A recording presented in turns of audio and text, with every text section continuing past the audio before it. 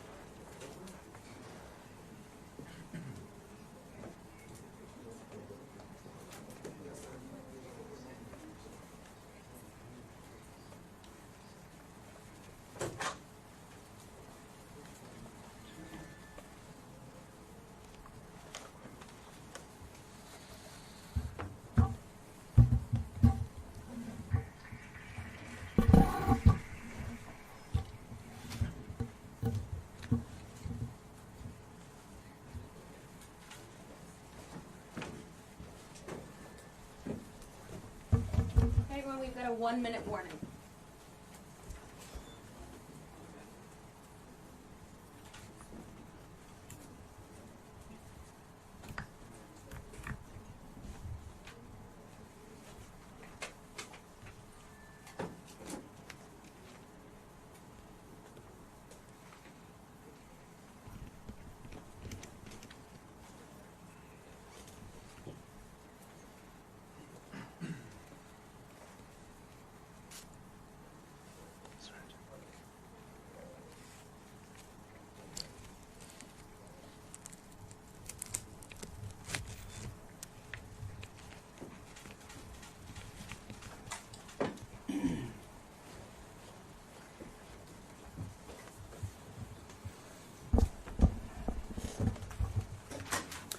Well, good afternoon.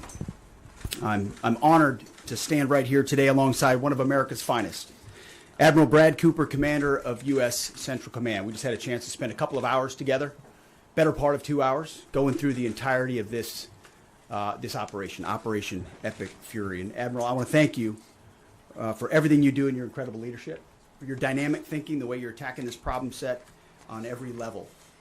In just days of Operation Epic Fury, you and your team have delivered nothing short of devastating, precise strikes, taking out the better part of Iran's navy, making it combat ineffective, neutralizing missile sites and launchers, and establishing total dominance over the skies we fly over and seas we fly over. Our forces are executing with unmatched skill, and the mission is advancing decisively. This is the kind of no-nonsense, results-driven warfighting that America demands. And you're delivering it in spades. You are the man for this moment. Admiral Cooper, on behalf of the President, the Department of War, and every American watching, I want to thank you for the outstanding job you and CENTCOM are doing. Keep pressing the fight, and we are with you all the way. A few thoughts before I hand it over to the Admiral for an update. Iran is hoping that we cannot sustain this, which is a really bad miscalculation for the IRGC in Iran. You see, there's no shortage of American will here. We remember and honor our fallen, those 6 that we will soon welcome at Dover, who gave everything for their country in this mission. We remember them. But we remember them by rededicating ourselves even more fervently to this mission. Our commitment to our mission objectives only increases as our advantages continue to increase. We've got no shortage of munitions. Our stockpiles of defensive and offensive weapons allow us to sustain this campaign as long as we need to. Again, our munition status only increases as our advantage increases. Our capabilities, we have only just begun to fight, and fight decisively. Having a chance to hear from Admiral Cooper. If you think you've seen something, just wait. The amount of combat power that's still flowing, that's still coming, that will be able to project over Iran is a multiples of what it currently is right now when you add up our capabilities and those of the Israeli Defense Forces. And we have no shortage of authorities. The Admiral knows we have clear objectives with maximum authorities on the battlefield. The dumb, politically correct wars of the past were the opposite of what we're doing here. They had vague objectives with restrictive, minimalist rules of engagement. No more. Our authorities, his authorities, CENTCOM's authorities through the President and myself are maxed out. Our capabilities are overwhelming and gathering still, as are those of our Israeli partners. Our munitions are full up, and our will is ironclad, which means our timeline is ours and ours alone to control. As long as it takes to ensure the United States of America achieves these objectives. And as we flow more forces, and as we flow more capabilities, and as our munitions, as we're flying over the top, have even more devastating effects, we set the tempo, we set the timeline, led by the commander on the ground. Our ear is to the ground to listen to Admiral Cooper. What he needs and what he needs, he will get. We are built for this fight, and we are in it to win it. And we have the right commander in the lead. So I'll now hand it over to Admiral Brad Cooper to give you an update right here from CENTCOM. Admiral. Mr. Secretary, first, thank you very much and good afternoon, and welcome to U.S. Central Command Headquarters, America's warfighting headquarters. It's great to be here alongside the Secretary and representing the more than 50,000 men and women in uniform currently executing Operation Epic Fury. So, Mr. Secretary, first, thank you very much for your leadership and support and the very clear vision and objectives that you've given us to allow us to use overwhelming force against the Iranian terrorist regime. And thanks to all of you for attending today, and welcome to Tampa. We are now starting our 6th day of a historic mission to eliminate Iran's ability to threaten Americans. We are, if I could channel my inner Navy officer, we are at full speed ahead in executing orders given by leadership in Washington. The President and Secretary Hegseth have been crystal clear in their expectations, and we are at a high level of execution. As described by the Secretary and earlier this week by me, U.S. combat power is building as Iranian combat power declines. Our air dominance allows us to hit Iran's center of gravity with overwhelming power and reach. A couple of examples. In just the last 72 hours, America's bomber force has struck nearly 200 targets deep inside of Iran, including around Tehran. And in just the last hour, U.S. B-2 bombers dropped dozens of 2,000-pound penetrator bombs targeting deeply buried ballistic missile launchers. Notably, we've also struck Iran's equivalent of Space Command, which degrades their ability to threaten Americans. Then, if I just look back over the last 24 hours of the operation compared to where we were at its start, ballistic missile attacks have decreased by 90% since day one. Drone attacks have decreased by 83% since day one. Having said this, we remain vigilant. Our strikes against the Iranian Navy have intensified. You may have heard the President say just a little while ago that we have sunk or destroyed 24 ships. That was true at the moment. We're now up over 30 ships. And in just the last few hours, we hit an Iranian drone carrier ship, roughly the size of a World War II aircraft carrier, and as we speak, it's on fire. The President gave us another task, to raise or level Iran's ballistic missile industrial base. So we're not just hitting what they have, we're destroying their ability to rebuild. And so as we transition to the next phase of this operation, we will systemically dismantle Iran's missile production capability for the future, and that's absolutely in progress. This is going to take some time, but our forces are well supplied, as the Secretary said, and we are absolutely ready to prosecute this mission decisively. Our combined joint forces for more systems to kill. Our air defenders are operating at the very top of their game. I couldn't be prouder, shoulder to shoulder with our partners in the region in many cases, providing the most integrated air defense network in Middle East history. We are fighting to win. Through combined U.S. and Israeli combat power, we will continue decimating Iran's ability to project power outside its borders. And if I can just conclude by saying a strong salute to the brave men and women who are out on the pointy edge of this, really doing exceptional work. I just couldn't be prouder, and I know the American people share in that same pride. So thank you very much. Absolutely. And with that, we'll take a few questions. Yeah, right here. Sir, appreciate it. Admiral, I wanted to ask, or Mr. Secretary, the Ukrainian president said today that the U.S. has asked for specific capabilities to deal with Shahid drones, Iranian drones. And you guys talked about what you asked for, and has there been any surprises from Iranian capabilities that you guys have seen in the past 6 days? Go ahead. We're very familiar with Iranian's capabilities, and as you might imagine, we planned for it right from the outset, and I feel good about what the plan was. Like any good organization, we adjust as necessary to meet the environment, and we've made those appropriate adjustments. Absolutely. Right here. Thanks, Secretary Hegseth. I have two for both of you. One, was an American pilot shot down today in Iraq? And two, I've heard reports that there's enriched uranium stored in Isfahan.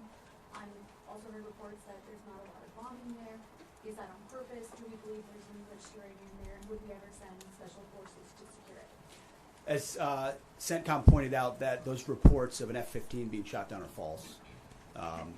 As you can imagine, Iran is doing everything it can to peddle in lies, deception, and inflation of numbers and reality, mostly to propagandize to their own people. Right? They've shut down the internet. They're hoping they can convince their own population that they're having success. One thing one of their leaders said recently is that 500 Americans have been killed, they claim. These are lies. The lies will continue. CENTCOM will continue to debunk those lies. So and as often is the case in conflict, first reports are often wrong. As it pertains to nuclear material and things like that, one of the objectives the president has always said is that Iran will not have a nuclear bomb, nuclear capabilities, but we would never disclose what we will or will not do inside operational plans. So Admiral Cooper's got a plan. We're working that plan, and targets will be struck or not struck according to what we want to achieve. Yeah, right there. Secretary Hegseth, the president said earlier today in an interview that he would like to have a say in who's the next leader of Iran. Is this an expansion of your military objectives? Do you view it that way? And additionally, you spoke earlier today about how previous leaders have drawn resources. Well, there's no expansion. Ultimately, I think the president's having a heck of a say in who runs Iran, given the ongoing operation we have. So there's no expansion in our objectives. We know exactly what we're trying to achieve. I think today's a great example of what this War Department is capable of doing. I was just in another part of Florida today where we announced, America's counter cartel conference. 18 countries coming together from Central, South America, and the Caribbean, coming together to fight cartels. That is something that is ongoing. We're focused there. We're focused in the Indo-Pacific. We can mass combat power in CENTCOM. EUCOM is able to support that as well. So we know we're laser focused on our hemisphere and our homeland. I mean, that's why we locked down the border. That's why we're working with partners to take on cartels. That's why we're sinking drug boats. That's why we're on the offense there. But the beautiful things about combatant commands is that, Brad Cooper's laser focused on Central Command, just like Frank Donovan is laser focused on Southern Command. We can do both. That's what a global power can do.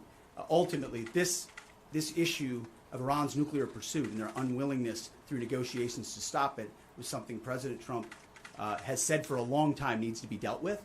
And after 47 years, he's doing something that no other president was willing to do. And we're doing it overwhelmingly, and we're doing it decisively, while also in other parts of the globe having the desired effects. I mean, take, for example, what we displayed yesterday, the Iranian ship in the Indian Ocean, sunk by Indo-PACOM, another combatant command, who coordinated with us in order to make that happen. So America's reach is global.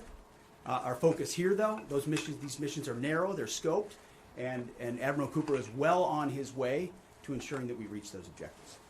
Right here, yes, sir. Peter Howard Allman, both condolences for the troops killed. The Ukrainians are talking about providing low-cost interceptors, given their experience. Is that something that the Pentagon is looking for? And Admiral Cooper, can you walk us through a little bit about how effective the Lucas drones have been, what kind of targets they've hit, and how much that's helped, given that they're low-cost alternatives to the more expensive Go ahead. Sure.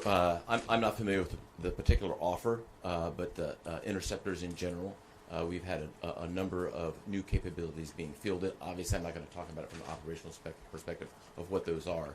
But I think you have seen over a period of time us kind of get on the other side of this cost curve on drones in general. If I just walk back a couple of years, you remember what you used to always hear? We're shooting down a $50,000 drone with a $2 million missile. These days, we're spending a lot of time shooting down $100,000 drones with $10,000 weapons from ours. So that's one aspect. But Lucas, indispensable, as many of you know, and if you don't know, this was an original Iranian drone design. We captured it, pulled the guts out, sent it back to America, put a little Made America on it, brought it back here, and we're shooting it at the Iranians. Good targets. Good targets. Absolutely. Right there. Thank you so much, Secretary. President Trump, in his first speech after the launch of the Operation Epic Fury, he addressed Iranian people and he said that there is going to be a time for you to come out, but it's not now. Stay home. It's not safe. I want to know if there is a timeline for that you're going to urge Iranian people to come out, how that is going to play out, and how are you going to protect the protesters? You know that they're going to be shot probably, as we witnessed in January. That's what happened. How are you going to protect and support the protesters? And Admiral, I have one question for you. How are you going to minimize the civilian harms? We have a lot of evidence that the Basij units, IRGC commanders, they are now gathering in schools, in hospitals, in purely residential areas because their headquarters are bombarded, they are ruined, of course.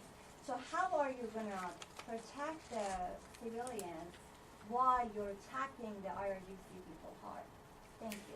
I would just say on the protests, obviously the Iranian people showed a lot of courage in those protests, and we saw the Iranian regime was revealed for what it is in the way they reacted to that. The world saw that. No one's done more than President Trump to reopen the opportunity for those who want a free Iran to do so. Ultimately, it's common sense, as he said up front. Don't go out and protest while bombs are dropping inside Tehran and elsewhere. So there will come a moment where he determines, or they determine, that it's the time to seize that advantage. But there's a lot of things we're doing, and the Israeli military is doing, targeting those individuals who are targeting those who protest. The more you do that, and you erode their will and you erode their capabilities, the more you create an opportunity for people to boldly stand up. Yeah, I would just reinforce the point. We're targeting the people, or we're targeting the headquarters and the people who are targeting the protesters, first and foremost. I'd also just double down on the president's comments that he previously made to the people: stay in your homes, keep things calm, stay out of the way. There's a lot of U.S. and Israeli capacity coming over. We're hitting a lot of targets. The best thing for them to do for right now is just to lay low. Right here. Secretary, one common outcome of American military action in the past has been taking in thousands of refugees into the American homeland, and I'm wondering if there's any safeguards put in place to make sure that the American people aren't having to have another wave of... I think it's safe to say there's no plan for a wave of new Middle Eastern refugees to the United States of America. I think, as the president has pointed out for a long time, there are a lot of countries in the region who would be capable of providing that kind of support if need be, but that's certainly not something we're planning on. Yeah, back there. Yeah. Yes, sir. Michael in Washington Times. I wanted to ask, I know, Semper Gumby is always a truism in the military. Did the British decision to refuse Diego Garcia have any impact on the mission itself? Did you have to adjust, or were you able to just completely, go with the mission without even worrying about that? Well, as the president stated, it was unfortunate that that the Brits didn't, from day one, say, "Hey, go ahead and have access." But we got there.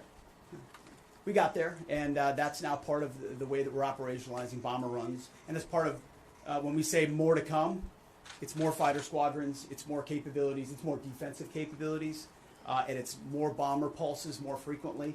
The amount of firepower over Iran and over Tehran is about to surge dramatically. And part of it is that we're going to have even more basing. And it's not just the UK. We've had other friends step up, and we're grateful for that. Maybe one more right here. Yeah, the Azeri president earlier today basically authorized his Minister of Defense to begin preparing troops for some type of retaliatory action after the airport strike. Has the Department of War and CENTCOM been working on deconflicting with the Azeri if they were to move in or attempt something in retaliation? I'm sure there are plans, and I'll let the Admiral speak to that. But that does allow me to kind of address this idea that the war might be expanding, or there's chaos, and nothing could be further from the truth. If anything, what Iran is doing by targeting allied countries that would otherwise want to stay out of this, they've actually pulled them into the American orbit. So now you've got UAE and Qatar and Bahrain and Saudi and Kuwait and others saying, "Hey, we're with you. We'll shoot with you. We'll fly with you. We'll defend with you.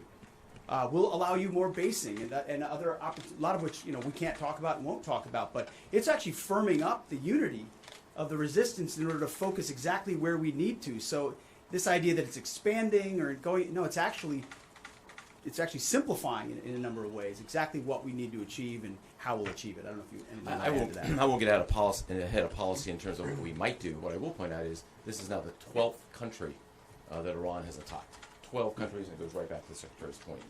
Those 12 countries are none too happy, and I look forward to working with all the partners who are willing to join us in this. And I would just close by saying, Mr. Secretary, one more question.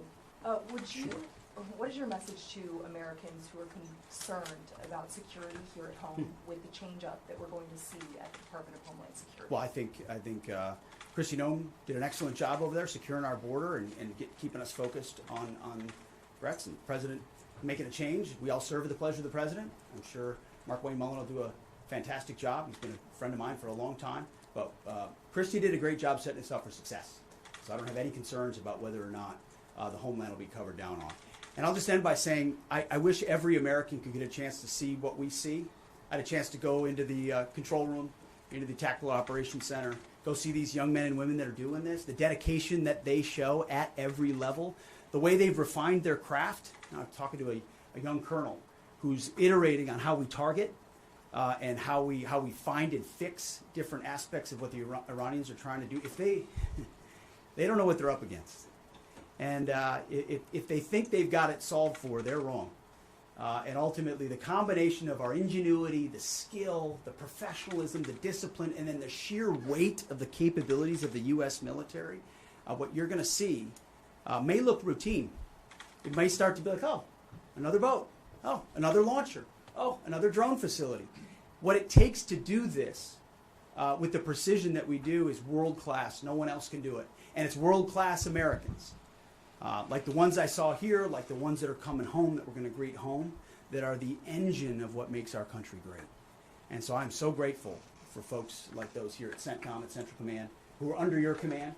Thank you for your decisive leadership. And all I'll say to you is what I say to them, keep going. Because the President and myself, we have your back. Thank you, Admiral. Appreciate it. Thanks very much. Couple more. Mr. Secretary, how is this operation going to ensure Iran never gets a nuclear weapon? Thank you, Admiral. Hey, thanks so much. Yeah. Have a safe flight back.